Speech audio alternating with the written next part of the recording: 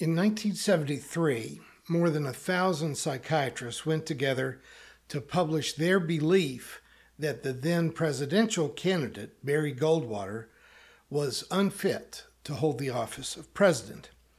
Some even said that he was a dangerous lunatic. Don't you miss the days when someone like Barry Goldwater seemed like a dangerous presidential candidate? But there was a forceful professional backlash against these psychiatrists for using their titles and their position to diagnose a public figure whom they'd never actually treated as a clinical patient. They'd never tested them. They'd never even met him. And the result of that pushback was the creation of what we still call the Goldwater Rule. It isn't a law, but it is a generally recognized matter of professional ethics among counselors, saying that we should refrain from diagnosing anyone that we've never actually had a clinical relationship with. And kind of like the recently published ethical standards for the Supreme Court, it's more often ignored than it is observed. But at least it makes us hesitate and think twice. I challenge you to recall that in the first couple of years of the Trump administration, reporters never wanted to say that the president had lied about anything. They had all kinds of ways around saying that. They said that he had misspoke, or that he was factually in error, or that he cited misinformation or bad data. But then finally someone just came out with a pants on fire, "This guy is a liar" statement. And that was when it was like the dam broke, and diagnosing Trump as a sociopathic liar was as common as the weeds in my flower garden. As a public speaker, I know all too well the temptation to overstate something, to exaggerate, to strategically use hyperbole to try to drive home an important point. I recall during the invasion of Iraq, it was so tempting to me to say that George W. Bush was a 21st century Hitler because there were so many people dying. Our reasons for going to war in Iraq were entirely fabricated. Iraq had nothing to do with 9/11, and we had no plausible reason to be doing what we were doing. Especially when you've been preaching to more or less the same audience for 10 or 11 years, sometimes you feel like you have to preach in a way that makes you sound more like a smoke alarm to get people's attention. But the truth is, unless you're setting out to kill 5 or 6 million people in a genocide, you are not the same as Adolf Hitler. It's like when I was saying last month about the shepherd boy who cried wolf too often. As tempting as it is to use language at the extremes to press a point home, we have to know how to keep our powder dry for when a real Hitler shows up. Too many people were quick to label President Bill Clinton as a narcissist, but then 30 years later, we had no idea how much we were going to need to be able to use that word to describe a president who makes Clinton look like Gandhi. Most commentators will add the qualifier malignant to narcissist to make it more emphatic. A malignant narcissist is like really, really narcissistic rather than a Bill Clinton sort of narcissist.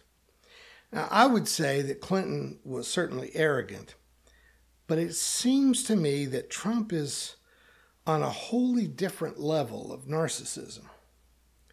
Lately, I've found myself recoiling when I hear people say too easily that Trump supporters have become a cult. Some news commentators seem to have a need to say that at least a couple of times a day, just in case someone has forgotten. But cult is a very specific term, and I would like to ask us to pause for a few minutes to think about it. Of course, in academic circles, the word is not necessarily a negative term. Sometimes it's used to describe a tribe or a culture. And by that, we don't mean anything negative. I recall my Old Testament professor, Douglas Knight, often referencing Hebrew cult rituals. And by that, he didn't mean that the Jews were a cult, but rather by using dietary laws, dress codes, and even restrictions on head coverings and haircuts, they distinguished themselves from their neighboring tribes. So he would call these cult observances, but not in a bad way, but in a way that was useful to them for identifying who belonged to the tribe of the Hebrews.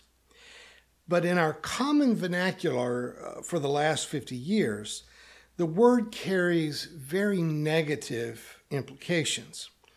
We call a group a cult when we think they may have gone off the rails of rational thought or behavior. But then it gets too easy to throw around. Now, I'm not a fan of Taylor Swift's music, even though I'm keenly aware of many laudable aspects of her character. You don't have to write me about that. But still, I'm an old man. Songs about high school heartbreak are just not my cup of tea. But I've heard several people reference her fan base, the Swifties, as being a cult, which is totally absurd. If she starts advocating putting fans of Billie Eilish into concentration camps, we might have something to talk about. But until then, Taylor Swift is just a wildly successful recording artist who has won over all but a few of us who are still longing for song lyrics with more substance. But to seriously talk about what we mean by a cult, I think we should consider the far extreme, as painful as it is to think about. The mass suicide in Jonestown in 1978. That's the definition of a cult. Jim Jones had been a young Pentecostal preacher who eventually sought ordination in my former denomination, the Christian Church Disciples of Christ, back in the days when the denomination was really quite open-minded and had no real restrictions on their clergy. And Jones had actually done a lot of good things, particularly in Indianapolis and San Francisco. His racially integrated church was very involved in civil rights and poverty issues. He was an ardent critic of capitalism, but he started to look a bit out of step with church life when he eventually insisted that all of his members surrender their assets and live together in a kind of socialist commune, sharing everything in common. He mixed that message with no small amount of paranoia, persuading his members at first to leave Indianapolis and move first to San Francisco and then down into the remote jungle of Guyana, which is a country in South America next to Venezuela. His paranoid need for control grew until he finally insisted that the whole church of nearly 1,000 people, including more than 300 children, participate in a mass suicide, drinking cyanide-laced Kool-Aid. Now, that was in November of 1978, and I started in seminary the following fall at Vanderbilt. My advisor, the late Herman Norton, was one of the nation's only real experts on religious cults.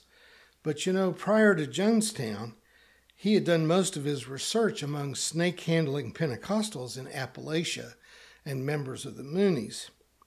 But in his course on religious cults, which I took that year, we spent a lot of time going over the evolution of the Jonestown church that went from a poor neighborhood church in Indianapolis into being a cult in which it was impossible to disagree with or disobey or criticize the minister, Jim Jones, even though it became evident to everyone that Jones was taking sexual advantage of men and women in the congregation, that Jones was an obvious drug addict, and month after month, what he said about himself became more and more grandiose until he was finally referring to himself as a Messiah. Now, you don't have to claim to be divine or lead a group in a mass suicide to be a cult.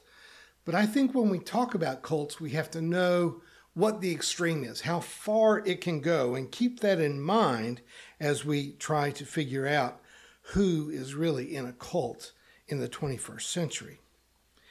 Most cults do have a charismatic leader who tells people how to think, how to behave, what to believe, and who are almost entirely above being criticized, not even in regard to their most obvious failings. They typically will make grandiose claims about themselves. If not claiming out-and-out divinity, they at least claim to be unique in their gifts and usually in their ability to predict the future.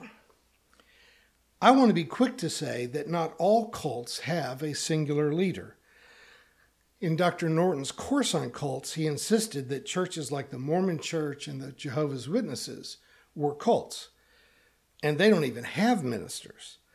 They don't have an ordained head of their cult, but they do insist on group conformity to a set of beliefs, which, when plainly stated, seem to be too absurd for any rational person to believe. But within their ranks, they police conformity to these often silly beliefs and will actually assign a virtual handler to take charge of your personal life if you begin to stray from their rules of beliefs or behaviors. If you put cults on a scale of 1 to 10, with Jonestown being a 10, you can make a pretty good case for Mormons and Jehovah's Witnesses to be at least a 3 or a 4. And if you promise not to quote me, I would say that the Church of Christ and the Catholic Church would give Mormons and JWs a good run for their money in the mind control arena and silly beliefs things. Scientologists, they've got to be a 5 or a 6, but the business of movie stars is none of my business. And we have to acknowledge that there are religions and political groups that can be healthy in some places and times, but become quite cultish in others.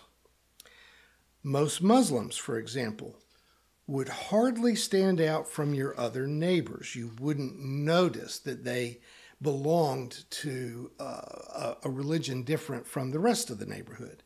They tend to be very morally circumspect, peaceful, generous, and hardworking. But we also see Islam expressing itself in extremely controlling ways in some mosque communities and in some countries, even to the point of beheading men for being gay or killing women for not wearing head coverings in public. The news never talks about that majority of Muslims who live among us and work among us, who are wonderful human beings. Most news reporting is on the extremists, which tends to make us think that Islam is all the same everywhere all the time. And it most certainly and emphatically is not. Still, the cultish expressions of Islam are way too common, and they are dangerously out of touch with reality. And as I have said, that dimension of Islam, as we see in Iran and Saudi Arabia, and oftentimes even in Indonesia, is very ready for a massive reformation.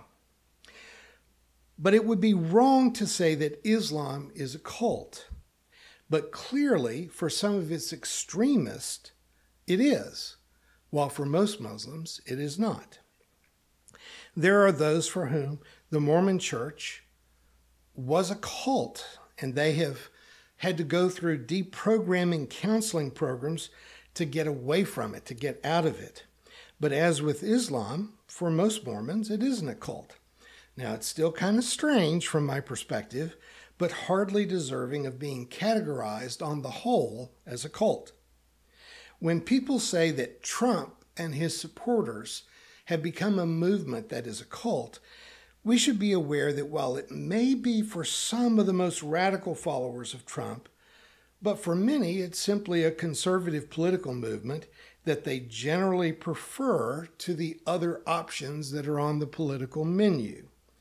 We cannot rationally say that 45% of American adults are cult members. But what does identify a cult?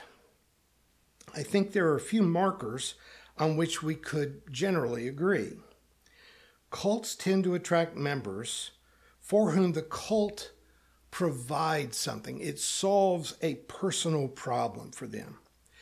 Cults demand a high level of conformity from their members, while simultaneously demanding that the cult, or more specifically the cult leader, cannot ever be criticized or disagreed with. And because of that, they often have to defy obvious facts. Jim Jones always wore sunglasses because, he said, the intensity of his eyes could hurt people if they looked right into his eyes. Now, that was obviously not true. Jim Jones wore sunglasses so that you couldn't see how dilated his pupils were from all of the amphetamines that he constantly took. Donald Trump says that he is 6 foot 4 inches tall and weighs 215 pounds. But if you look at him compared to someone who actually is 6 foot 4 and weighs 250 pounds, it is obvious that Donald Trump is much more likely 300 pounds or more. And yet he even got the White House physician to report his obvious lie. And when he was being booked in Georgia, they simply accepted his description of his height and weight.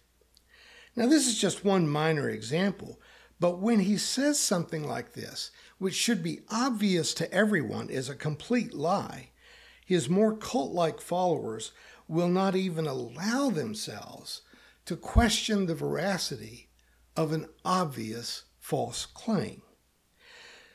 When you are expected to believe things that are clearly not true, and you actually do make yourself believe the lies, then you just might be in a cult. Trump loyalists will insist that more than 90 indictments against Trump are all fake, not just some of them, all of them. But some of them are regarding election fraud for which we have recordings of phone calls in which he was demanding that thousands of votes be thrown out and thousands more be fabricated for him. He's also been charged with taking classified documents, which he initially claimed to have returned, but dozens of boxes of classified documents were found in his home and in his golf clubs, unguarded and some unlocked in restrooms. We've all seen the pictures. You cannot rationally deny these charges, but if you refuse to believe what you have heard with your own ears and seen with your own eyes, well, you just might be a cult member. It is one thing to know that Trump interfered with the Georgia election in 2020 and that he also stole nuclear secrets and secret military battle plans and thousands of other classified documents as he was leaving the White House. But to still, you might know that, but you still prefer Trump to alternative candidates. But if you refuse to believe what you've heard with your own ears and seen with your own eyes, if you can flatly refuse to accept obvious reality, then you have become disconnected from rational thought, and you are in a cult. I think that it's safe to assume that all national leaders are pretty arrogant, if not narcissistic. But cult leaders go beyond simply thinking that they are uniquely qualified to hold such leadership positions. Cult leaders will make the grandiose claims about themselves, saying things like, "I'm the only one who can fix it," or "If I had been president, Putin would have never invaded the Ukraine," or "I could end the war in Gaza in one day." For most people, when they hear claims like this, we might shrug and just say that's Trump being Trump. It's just his normal braggadocio, his exaggeration. But for a cult member, they may actually believe these things. They may actually believe that Putin was so afraid of Trump that he would have never invaded the Ukraine, or that Hamas would immediately surrender to Israel if Trump wins the election. And that does go onto a more severely narcissistic personality. They will tell lies about themselves and then repeat the lies and repeat them and repeat them until they actually believe it themselves. We all have lots of reasons to believe that Trump raped E. Jean Carroll, that he had sex with Stormy Daniels, and they had a months-long affair with Karen McDougal. But Trump just denies and denies and denies these facts until he convinces himself that he is innocent. And I'm afraid many people simply take his word at face value, just the way that people let Jim Jones get away with moral depravity of all sorts while still publicly claiming that he was the Messiah. For people who have long felt that they were unseen, that they were unimportant, that they had been cheated by their employers, the government, and probably even their own family and neighbors, the Trump cult gives them a feeling of belonging, of importance, of empowerment. People who have had to hide their fear of immigrants, their anxiety about gay and transgendered people, who've had to deny their rabid racism and their fear that they too may one day be replaced by an illegal immigrant, a Jew, a Muslim, or people who have higher education. The Trump cult validates their racism, their misogyny, their homophobia and xenophobia. Being in the Trump movement can make a C and D high school student feel superior to and smarter than their peers who made good grades and went on to college and grad school. They are no longer the underachieving, failing students who were a disappointment to their family. And now those who made them jealous, who made them feel ashamed, are now just libtards to whom they feel superior. That sense of being seen and heard, of being understood, validated, included, that's hard to give up. And specialized news sources like Fox News and some of the other even farther right-wing talking groups will teach them to literally talk down to people who used to frighten them. It's hard to give that up. It's hard to give up a feeling of superiority when you have felt like you've been under the heel of most of the rest of the world for the rest of your life. So giving up these delusional beliefs is very difficult to do.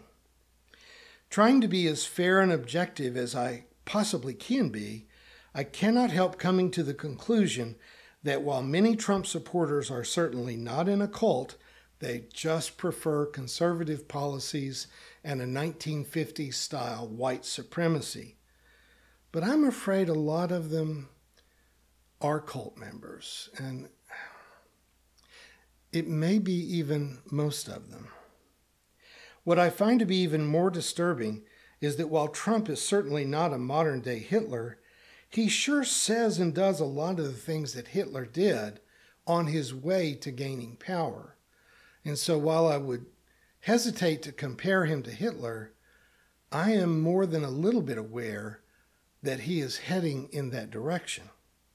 And Trump is no Jim Jones, but Trump does sadly exhibit the more extreme narcissism that over the years led Jim Jones to become the monster that he surely was when he died. I realize that when voters are angry, when they are dissatisfied and longing for change, that they are more inclined to vote for a chaos candidate, someone who will be a disruptor, who will shake things up and change the way things are. And Donald Trump is surely a chaos candidate. But I'm fairly certain that not more than a handful of people would actually like the country that he wants to turn America into. Conservatives clamored for an end to Roe v. Wade, but when they got it, many of them realized that they didn't want to give up their personal choice. And I know many religious people who are adamantly anti-abortion, but even they are discovering that you can be opposed to abortion, but you still want your civil rights. You want the right to choose for yourself and your own family.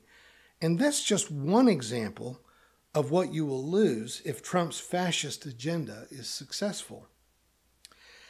I grew up in the Christian church, and I can still vividly remember the stained glass window in the Christian Church Historical Society in Nashville, Tennessee, really just across the street from the Vanderbilt Divinity School. This one black and white window depicts the 25th chapter of Matthew, where Jesus says that people will be divided between those who show compassion to the hungry, the immigrant, the poor, the imprisoned, and the sick, and those who did not. Those who showed compassion were welcomed into the kingdom, and those who did not, it's right there in Matthew 25, verse 41, Jesus told them to just go to hell. That's my translation. In the New Revised Standard Version, it says, "You that are accursed, depart from me into the eternal fire prepared for the devil and his angels."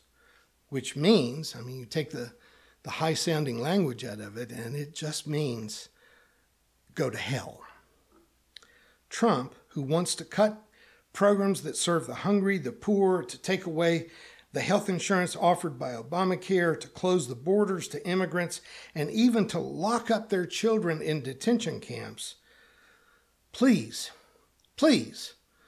don't let this monster lead you right into the gates of hell. And don't do anything that would help him to get back into the White House. Thanks.